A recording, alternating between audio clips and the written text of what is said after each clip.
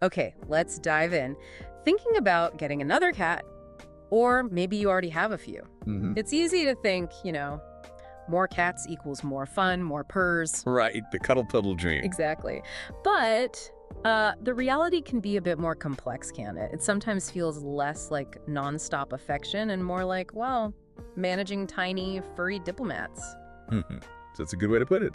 Tiny diplomats. Welcome, everyone, to the Deep Dive. Today, we're getting into the nitty-gritty of multi-cat households. We are. We've looked at insights from people who really know cats, folks with lots of experience, and grounded it in what we understand about feline behavior. And the goal here? The goal is to pull out the really key ideas, the practical advice for anyone living with multiple cats or, thinking about it. How do you make it work well for the cats? And let's be honest, for you too. Yeah, absolutely. It goes way beyond just the basics people assume. We want to get past those common assumptions. So where do we start? The sources we looked at really hammer home one point right away. Cats are territorial. Deeply. It's fundamental to who they are. It really is.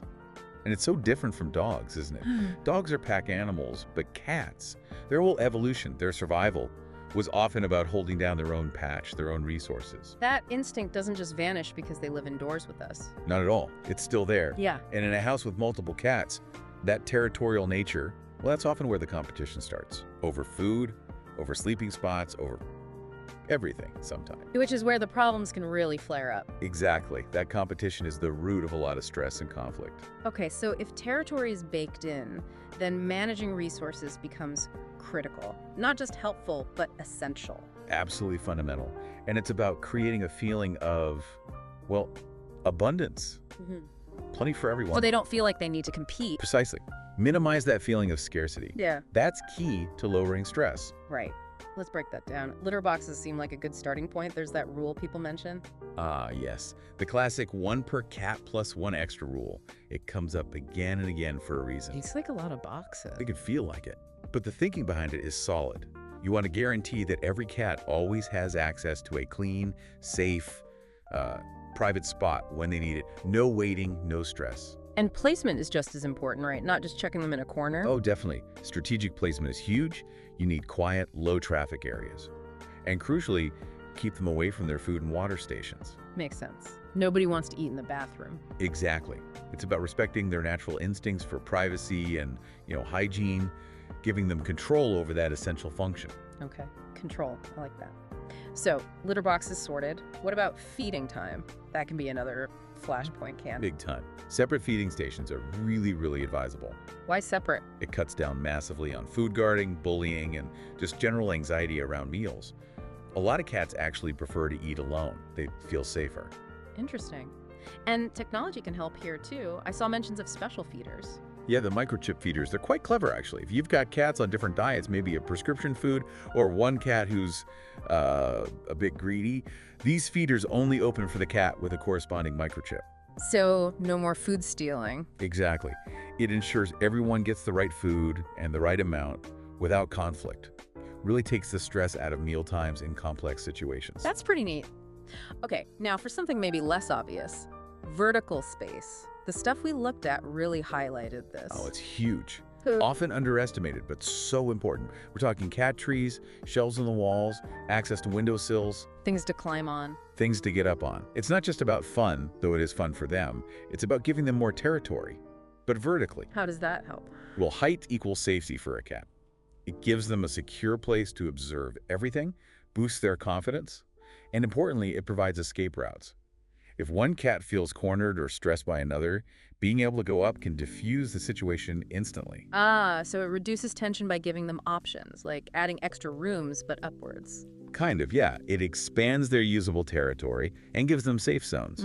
Reduces stress, reduces aggression. It's a game changer in many multi-cat homes. Okay, that makes a lot of sense. Build upwards. So you've got your resources, sorted boxes, food, climbing spots, but then you decide to bring a new cat into the mix. You can't just, throw them together, can you? Oh, please don't. No, the sources are unanimous on this. Introductions need to be slow, gradual, really thoughtful. Rushing it is asking for trouble. Absolutely. You risk creating fear and aggression right from the start. And those first impressions can be really hard to undo. It sets up a negative dynamic. So what's the process? Starts with smell. Exactly. Scent swapping is step one, before they even see each other. Like swapping their blankets or toys? Let them get used to each other's scent in a non-threatening way. Scent is so important for cats, it's like reading another cat's resume. Okay, after the smell intro. Then you move to controlled visual access, maybe through a baby gate or a screen door. They can see each other, maybe hiss a bit, but there's a safe barrier. No physical confrontation possible. Keeping it safe while they adjust. Right. And then, a really useful tactic is feeding them on opposite sides of that barrier. Connecting the sight and smell of the other cat with something good food. You got it. Building those positive associations. Food, treats, praise, link the presence of the other cat with pleasant experiences. Makes sense. And then eventually supervised face-to-face time. Yes. Short sessions at first, supervised, always ending on a positive note if possible before anyone gets stressed. Gradually increase the time as they seem comfortable. Patience is the name of the game here. Absolutely. And maybe consider using synthetic pheromone diffusers like Feeliway. They can help create a calmer background atmosphere during this stressful transition period. They mimic those calming feline facial pheromones. Worth a shot to lower the tension. Okay, so even if you do everything right with resources and intros, you still need to read the room, right? Understand what the cats are actually telling you. Oh, definitely. Being able to read cat body language and pick up on stress signals is crucial. What kind of subtle signs are we looking for? Well, it can be subtle.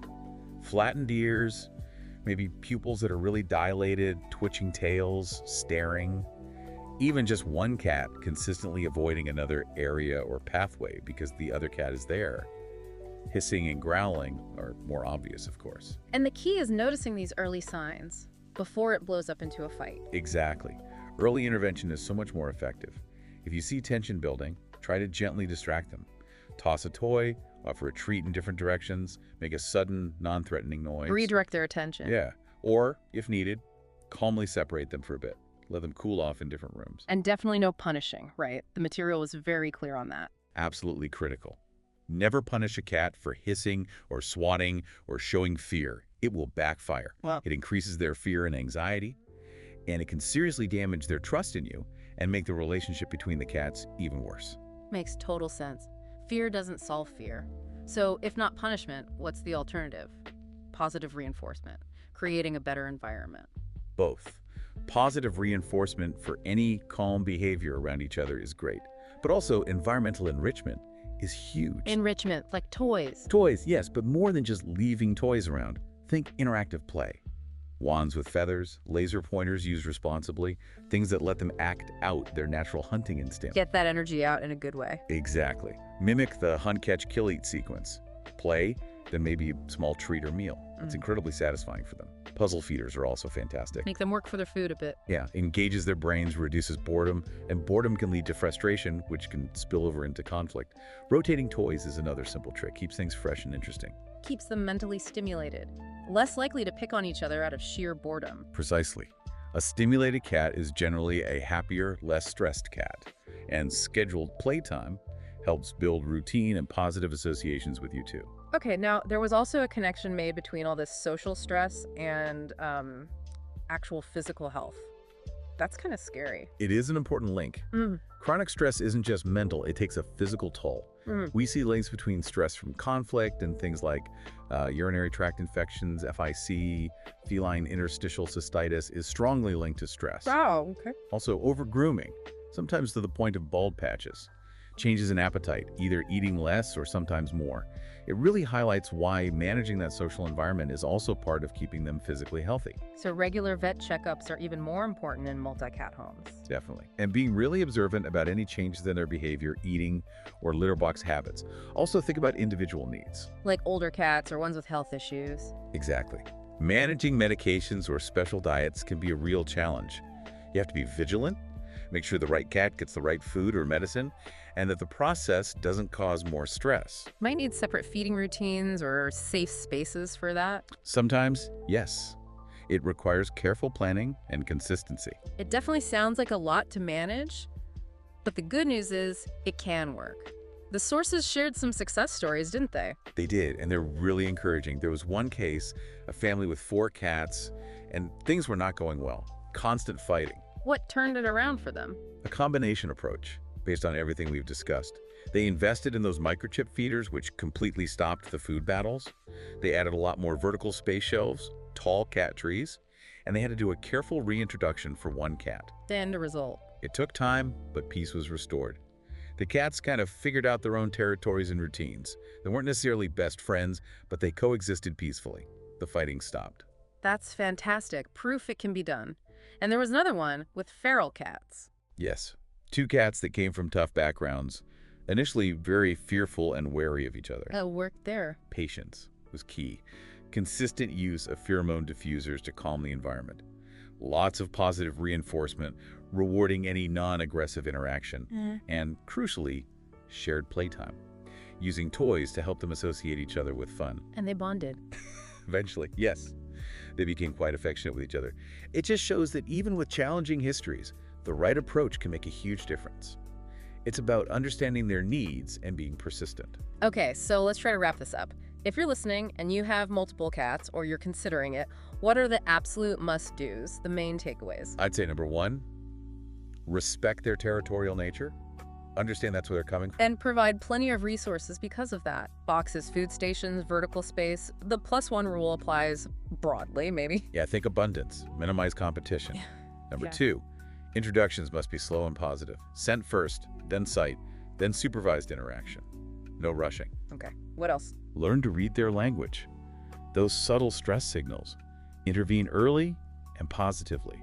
No punishment. Enrichment and positive reinforcement instead. Keep them busy and happy. Exactly. Interactive play, puzzle feeders.